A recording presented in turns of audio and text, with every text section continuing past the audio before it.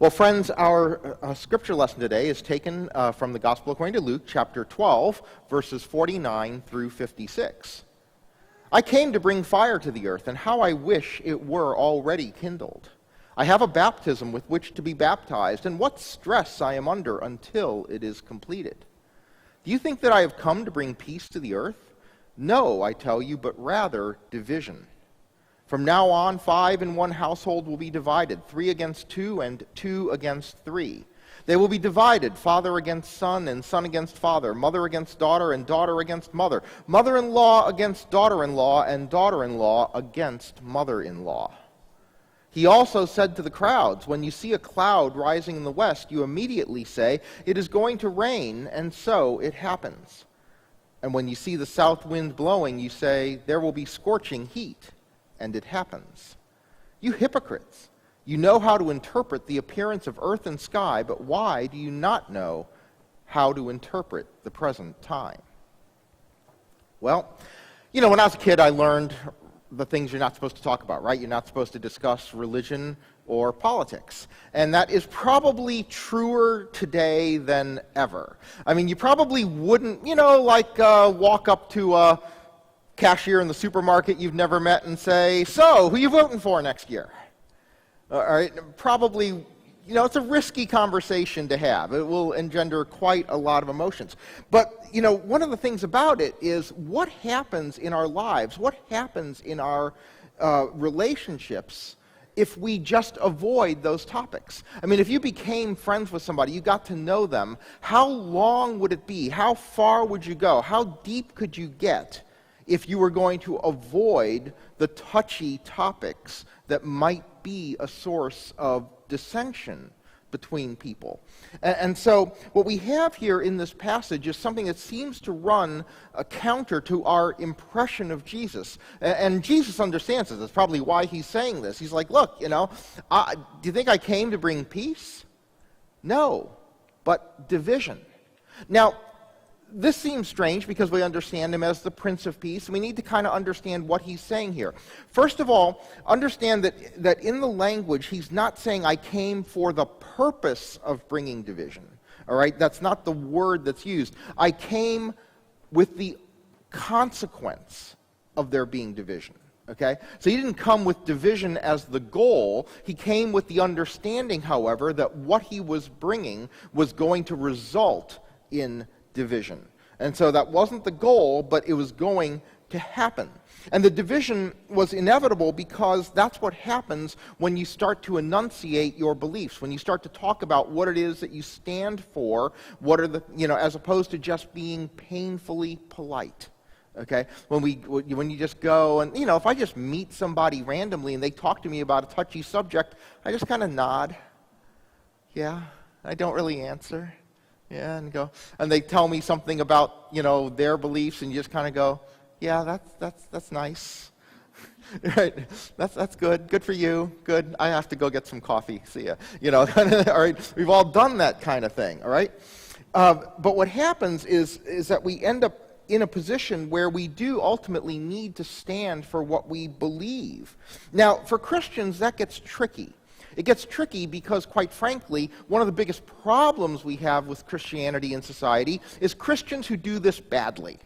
Okay? Christians who say that they are standing up for their beliefs, but they do it in a way that is very off-putting to others. All right? See, one of the things we need to remember is that it is one thing to stand for your beliefs, but we need to do it without denigrating other people. Okay? You stand up for what you believe, and you stand up for what you believe in a positive way, right? Not putting other people down, but simply understanding what it is that you think is right, and it's not about protecting your purity. Okay? That's one of the things we have to let go of, all right? Because that's one of the things Jesus didn't do. So when you see these things in the news, people say, I'm not going to bake a cake, I'm not going to do whatever, all right?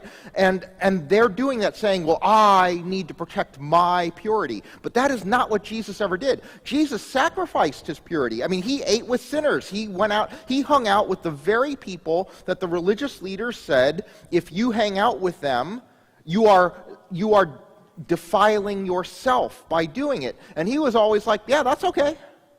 That's fine. I'm going to eat with sinners. That's great. That's what I need to do, okay? And he stood up for things in a positive way. He didn't stand up for it by putting someone else down.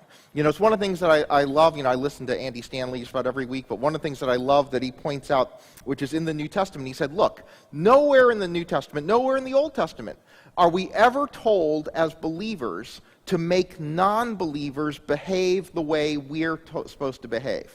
All right? Never said that. The message is, if you're a believer, do this.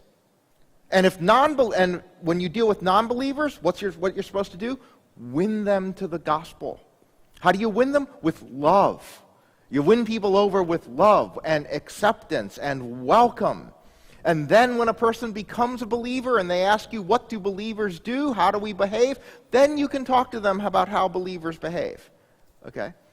But he said never, in the New Testament, never did Jesus tell people, now you go out there and you make non-believers act like believers even if they don't believe. All right? That's just not there. That's not our mission. Our mission is to be faithful as believers and then to win over non-believers. And the early church learned that you win people over not by pointing a finger at them, but by loving them. All right? You just love them into belief, okay? You love them to the point where they say, hey, I want to be like that. And just because we disagree with people, we can stand up for it, doesn't mean that we need to cut ourselves off from people we disagree with. I had a conversation recently with a rabbi friend of mine, and he was kind of confused. He hears all this stuff about evangelicals and stuff and Christians in the news. And you need to understand that folks of different religious traditions, we don't interact very much. Okay? So we don't spend a lot of time, pastors, we don't spend a lot of time hanging out with rabbis and imams and vice versa. So actually when we get together, we're kind of confused about what the other people do. All right? We have no idea. Like even little stuff, rabbi didn't know how long sermons are. He was distressed when he finds out how long we talk. He goes, you have to prepare that much every week? Okay. But I was having a conversation with him, and he was talking about, what we think about each other's faiths. And I said, well, ultimately, he's talking about evangelism, and he didn't understand it, really, because Jewish folks don't emphasize evangelism. They emphasize birth. How do you make new members of your faith? You bear them. You don't, okay? And so he said, and so I said, well, ultimately, this is what I believe, and he said, when it comes to Judaism and stuff like that, and other faiths, I go, ultimately, I think that, that you're wrong about the nature of God, about, that Jesus Christ is the Son of God, and if you don't think that, I think you're wrong. And he goes, yeah, I understand. He says, because, when we think about Christians, we think you're wrong. You think Jesus was the Messiah, and we think he wasn't, and so we ultimately think you're wrong. Now, where did that conversation end up with? It ended up with us continuing to talk about things that we could do together, about things that we could do that we both think are right, about things that we could do together where we talk about trying to do programs together to increase understanding. But it didn't start from a position of saying, oh, well, you have your truth and I have mine. No, it started from an authentic position of saying, well, I believe that my truth is true, and I fully respect and love the fact that you think that your truth is true. And so I think it's this and you think it's that, and that's great. That doesn't mean we can't work together. That doesn't mean we can't do things together and try to find the areas of common ground where we think people of faith can do what we agree that we think God wants us to do. And we can work together on that basis. But you still have to, at some point, say, this is what I think. This is what I actually believe. It would have been inauthentic for me to say to the rabbi, well, you have your truth and I have mine. Because that's not what I authentically think. And it would have been inauthentic for him to say the same. Instead, we were able to have a better relationship by being authentic about what we think. I've had this conversation with other rabbis too.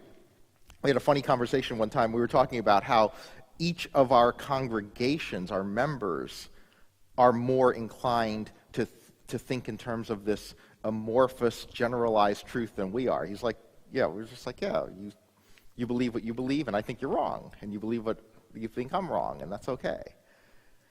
Now, I wanted to lay that out there before we talk about this issue of division and why this division is occurring. And so let's go back and take a look at what Jesus says. Now, I was always perplexed thinking about this passage by what Jesus says in terms of specific relationships. I mean, he doesn't just say you're going to be divided from one another. I mean, he specifically says that the way it's going to work is it's going to be father against son, son against father, mother against daughter, daughter against mother. Shockingly, mother-in-law against daughter-in-law. This has never happened. And I thought about this and said, why those three? Why name those three? Why say that? And by the way, notice he doesn't go on and say, like, father-in-law against son-in-law. He leaves that out. Okay? Somehow fathers-in-law and sons-in-law, I guess, get along better or something. I don't know. But I was thinking, why is it that he names those three? And as I was thinking about it, and so this is my interpretation, this is not there in the text, this is just my impression reading it, is that these are relationships, at least from my cultural upbringing, these are relationships that carry the most cultural expectation. Okay? For instance, if you sit there and say, hey, I think I'm going to drop out of college and join the circus. All right? Who's upset? Your mother? Your father? Not even your sibling. Your brother or your sister just says, can I have your room? They're not that upset by it. It's okay. You want to drop out of college, go join the circus, all right? You bring a daughter-in-law, future daughter-in-law home to your parents and say, hi, Mom, I want to marry her. And just so you know, she doesn't do anything that you think a wife should do. All right? Mother-in-law against daughter-in-law. I think father-in-law against son-in-law is a little more like the sibling relationship. A little like, yeah, that's cool, that's right, that's okay. All right? A little more mellow. But I actually believe that these three relationships are the ones that carry the most cultural expectation around you needing to do the right thing, stay on the straight and narrow, get a good job, make good money, adhere to roles the way culture has defined those roles historically. I think those relationships are the ones that are strongest in that regard, and we need to remember that the teachings of Jesus run counter to cultural expectation. All right? Jesus defies cultural expectation across the board. Jesus is the one saying, you shouldn't be so worried about how much you make. You shouldn't be worried about saving for the future. Just trust me. You shouldn't be worried about social status. Just trust me. You should be generous to a fault. You shouldn't be so worried about protecting things. You should be worried about going into the world open-handed, generous, and that runs completely counter to so much of what we're taught. So much of what Jesus says about ambition and materialism and all those kinds of things that my parents worked very hard to instill in me because they wanted to protect me. All right? No parent says, I want my kid to be greedy, but they never want their kid to be hurting, right? You never want your kid to be hurting for stuff. You don't want them to be greedy, but you want them to do well because you want them to have enough, all right? Okay? You want your kid to be respected because you don't want your kid to be ostracized. All right? So all these things that Jesus teaches us to risk are things that our parents often taught us to avoid because they loved us. All right? Not because they were bad people or trying to teach bad values. They love us and they want to protect us, and they want to protect us in the way the world says you get protection, which is not the way Jesus says you find protection. Jesus is trying to say, you find yourself, you find your protection, you find your future in following me, not in doing those things that the world says to do. And so when you sit there and say, okay, Mom, here's what I'm going to do. All this stuff, it's great, but I think I'm going to sell it and give it to the poor. Right? Your neighbor may say, hey, that's great. That's good for you. Good for you. And your mom says, are you crazy? Right? And again, not because she wants you to be greedy, but because she loves you. Okay? So the teachings of Jesus, when you try to follow them, when you try to live with radical generosity, radical hospitality, okay? You know, your parents are the first ones to tell you that if someone hurts you, maybe not hurt them back, but at least avoid them. Love your enemies. I assure you, that was not a value that I was taught. I was taught to go to church, but not listen to that part. Okay? Not because my parents wanted to be mean, but they wanted to protect me. They didn't want me to love my enemies. They wanted me to, at best, avoid them. Okay. For my own protection. But if you're going to be true to what you've discovered, if you're going to be true to what you believe, at some point you have to say it. Right? At some point you have to do it. I mean, I perfectly admit, I went to seminary when I was 40. My parents were not thrilled about the idea. Again, because of the whole, economic future kind of thing. Literally, honestly, I can say this now, my parents have gone. My mom's first question was, how much do ministers make? So I made her watch Joel Osteen. No, just kidding. All right. But that was her question, only because she loved me. But in the course of having that conversation, in the course of talking about what it is you really believe, what you stand for, and all that kind of stuff, you're going to have tensions that arise. But the thing that we've learned in life is that those tensions are not only necessary, those tensions make your relationships better. Okay, there was a professor in the 60s named Bruce Tuckman, and he was at Stanford, I believe, and he came up with this formulation of what he called 4 stages of group development. And in fact, when we talk about small groups, when we talk about our connect groups and stuff like that in church, it's something that we tell leaders is going to happen in your group. And he said that the 4 stages are like this. He said the 4 stages run form, storm, norm, and perform. Form is you're just getting together for the first time. So that first time when a group gets together, you're very polite, right? So you go out to dinner with a bunch of people you've just met, a bunch of people you've just started a job, and all your coworkers say, let's go to lunch. Everything is nice. Okay? Everything's nice. You're not going to say too much. Everything is just okay. Yes, lovely lunch. I love it. Yeah. Great. How's the weather? Weather's wonderful. It's wonderful. How do you like the job? Oh, it's great. I love it so far. None of those other things come up yet. You're just being nice. But the thing is, in that forming stage where everyone is just getting to know each other and being polite with one another, it's very shallow. And ultimately, you're going to get to know each other a little bit more, and you're going to reach this point where you say, to be honest, complete the sentence. To be honest, I got to say this. To be honest, I got to say that. And at that point, you hit what he calls the storm. You hit the storm because we always impute to people we kind of like and are getting to know that they believe the same about us that we believe the same about things as us. We can lose ourselves in that. By the way, I'm going to date myself here, but 20 years ago, there was a movie with Richard Gere and Julia Roberts. And it's not Pretty Woman, because that would be 30 years ago. Okay, believe it or not, 30 years ago.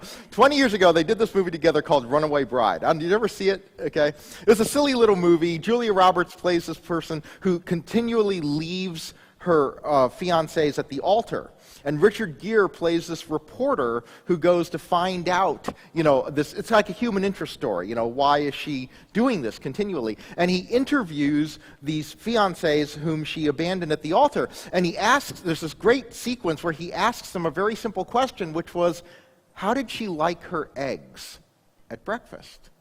And the first person says, oh, she liked them scrambled, just like me. And the next person says, oh, she liked them poached, just like me. And the next person says, oh, she liked them over easy, just like me.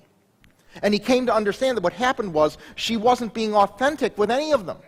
And that was the demise of her relationships. She couldn't even express that she liked her eggs, whatever it is, the way that she actually liked them. She just liked them the way her partner liked them.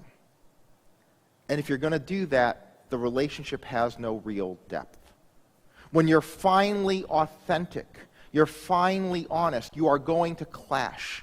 You're going to have that clash of values. You're going to have that dissension. And that is the storm. And then on the other side of the storm is what he called norming. Norming is where you learn to adapt to those pieces where you disagree.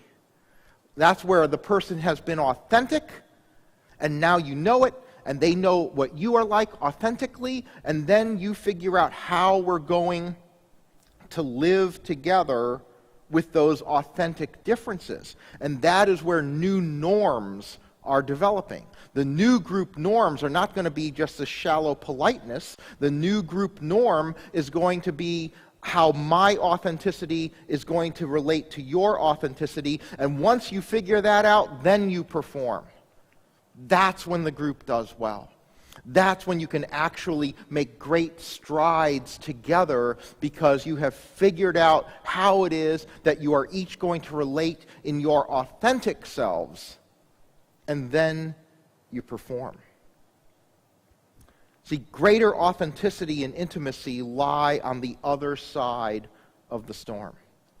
If you never push through that storm, if you're never willing to be authentic, if you're never willing to say what it is that you actually believe, what it is that really angers you, what it is that really makes you get excited, where your passions really are, if you're never willing to do that and put yourself out there, you'll never get to authenticity and intimacy in a relationship.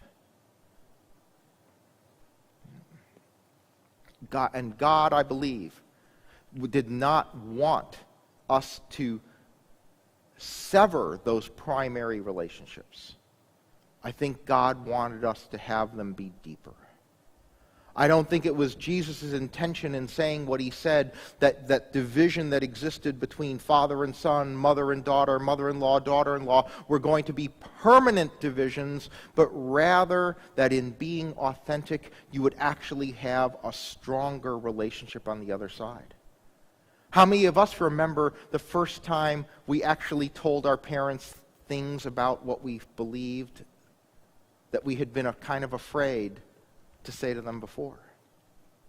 And maybe it caused a little tension. But hopefully what it resulted in on the other side of it was a deeper, stronger relationship between us and our parents. But we have to be willing to go through the storm.